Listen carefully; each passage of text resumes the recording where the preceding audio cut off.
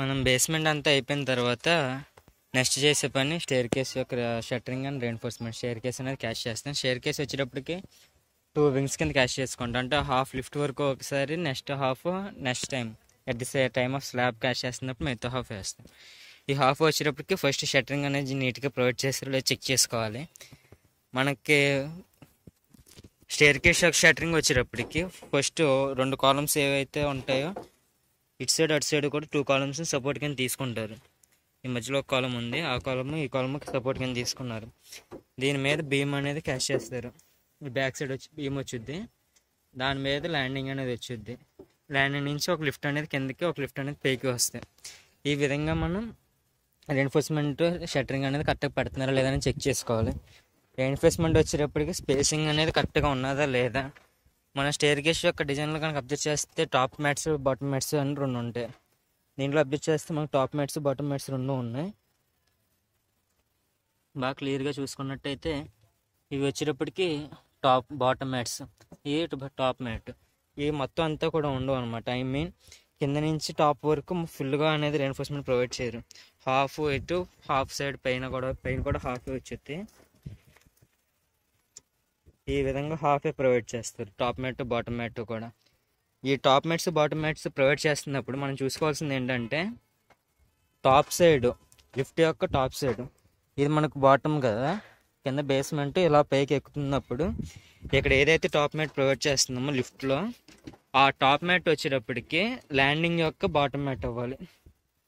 మనం అబ్జర్వ్ చేసుకున్నట్టయితే top mat వచ్చేటప్పటికి ఈ బారు, సో అది మనకు ల్యాండింగ్ యొక్క బాటమ్ రాడ్ అవుతుంది ఈ విధంగా.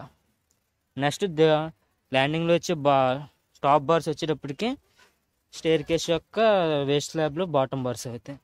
ఈ విధంగా మెయిన్ రెయిన్ఫోర్స్మెంట్, డిస్ట్రిబ్యూషన్ రెయిన్ఫోర్స్మెంట్ రెండింటిని చెక్ చేసుకుంటాం. అలాగే రెయిన్ఫోర్స్మెంట్ స్టేర్ కేస్ యొక్క బీమ్, ఈ బీమ్ మీద మొత్తం స్టేర్ కేస్ లోడ్ అంతా కూడా మనకు పడుతుంది. సో బీమ్ రెయిన్ఫోర్స్మెంట్ అనేది యాజ్ పర్ డిజైన్ ఉన్నదో లేదో కూడా చెక్ చేసుకోవాలి. స్టెరప్ స్పేసింగ్ అనేది కరెక్ట్గా ఇచ్చారా లేదా, ఓవర్లాప్స్ అన్నీ వేస్తే అవి కరెక్ట్గా వచ్చినాయి లేదా అని చెక్ చేసుకోవాలి. ఈ విధంగా మొత్తం అంటే అయిపోయిన తర్వాత మనం కవర్ బ్లాక్స్ అనేవి కరెక్ట్గా ప్రొవైడ్ చేసారో లేదో చూసుకోవాలి. బీమ్స్ వచ్చేటప్పుడు కవర్ బ్లాక్ మినిమం 40 mm ఉంటుంది. సో 40 mm ఇచ్చారా లేదా. At the same time waist స్లాబ్కి వచ్చేటప్పటికి 10 to 20 mm ఉంటుంది. So according to waist slab యొక్క థిక్నెస్ని బట్టి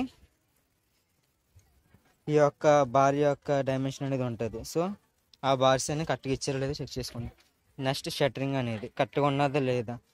ప్రతి సైడు కూడా షట్టరింగ్ అనేది కొద్దిగా గట్టిగా ఉండాలి, ఐ మీన్ పడిపోకుండా. అట్ ది సేమ్ టైం మనం అబ్జర్వ్ చేసినట్టయితే వాళ్ళు వైర్స్తో బైండ్ చేసుకున్నారు. కాంక్రీట్ వేసినప్పుడు ఆ షట్టరింగ్ అనేది డిస్మెంటల్ అవ్వకుండా ఉండటానికి అట్ ది సేమ్ టైం ఇక్కడ చూసినట్టయితే అటు ఇటు కూడా బార్స్ క్యాష్ చేశారు. ఈ విధంగా చేయటం వల్ల యొక్క ఉద్దేశం ఏంటంటే మనం కాంక్రీట్ క్యాష్ చేస్తున్నప్పుడు స్ప్లిట్ అవ్వకుండా ఉండటం గురించి వాళ్ళు ఈ టైప్ ఆఫ్ రెయిన్ఫోర్స్మెంట్ అనేది ప్రొవైడ్ చేస్తారు. రెయిన్ఫోర్స్మెంట్ కాదు, సపోర్ట్స్ అనేవి మన అడ్జస్ట్ చేస్తే షీట్స్ ప్రొవైడ్ చేస్తారు. షీట్స్తో పాటు దీన్ని రన్నర్ అంటాం, ఒక వుడెన్ పీస్ కానీ ఐరన్ పీస్ కానీ ఉంటాయి, దాన్ని ప్రొవైడ్ చేస్తారు. ఇలా ఎందుకు ప్రొవైడ్ చేస్తారంటే షీట్స్ అనేవి జాయింట్స్ ఎక్కడైతే వస్తే ఇప్పుడు మనం అబ్జర్వ్ చేసినట్టయితే ఇక్కడ షీట్ జాయింట్ వచ్చింది, ఐ మీన్ 2 షీట్స్ అనేవి అక్కడ జాయిన్ అయినాయి. ఇలాంటి టైంలో షీట్స్ అనేవి ఆ జాయింట్ విడిపోకుండా ఆ లోడ్ పడుతున్నప్పుడు ఆ జాయింట్స్ విడిపోతాయి కాబట్టి అలా విడకుండా రన్నర్స్ అనేవి ప్రొవైడ్ చేస్తాయి. ఈ రన్నర్స్ వచ్చేటప్పటికి జాయింట్స్కి షీట్ జాయింట్ ఈ రన్నర్ జాయింట్ ఒకే చోట రాకుండా ప్రొవైడ్ చేస్తారు. దానివల్ల ఏమవుతుందంటే లోడ్ అనేది కరెక్ట్గా డిస్ట్రిబ్యూట్ అవుతుంటుంది. కింద సపోర్ట్స్ ఫామ్ వర్క్ ఏదైతే ఉంటాయో ఈ ఫామ్ వర్క్ ఇస్తున్నప్పుడు కూడా మనం కేర్ అనేది తీసుకోవాలి. ఎందుకంటే ఫామ్ వర్క్ అనేది కరెక్ట్గా ఇచ్చారా లేదా, సపోర్ట్ అనేది కొద్దిగా గట్టిగా ఉన్నదా లేదా, ఇలా ఊపితే కనుక మనకి ఫిట్గా ఉండాలి. అట్ ది సేమ్ టైం కింద వుడెన్ పీసెస్ కానీ ఈ విధంగా బ్రిక్స్ కానీ పెడతారు సపోర్ట్ కింద. అలా పెడుతున్నప్పుడు అవి మినిమం 2 బ్రిక్స్ కన్నా లేకపోతే 2 వుడెన్ పీసెస్ కన్నా ఎక్కువగా పెట్టించకూడదు. ఒకవేళ అలా పెట్టించినట్టయితే వుడెన్ పీసెస్ అనేవి కొద్దిగా డిస్టర్బ్ అవ్వచ్చు, ఏదైనా జరగవచ్చు. అలా జరుగుతున్నప్పుడు మొత్తం షట్టరింగ్ అంతా కొలాప్స్ అయ్యి మనం వేసిన స్ట్రక్చర్ అనేది పోతుంది. సో అలా జరగకుండా ఉండాలంటే మన కింద ఫామ్ వర్క్ కూడా కరెక్ట్గా వేస్తున్నారో లేదని చూసుకోవాలి.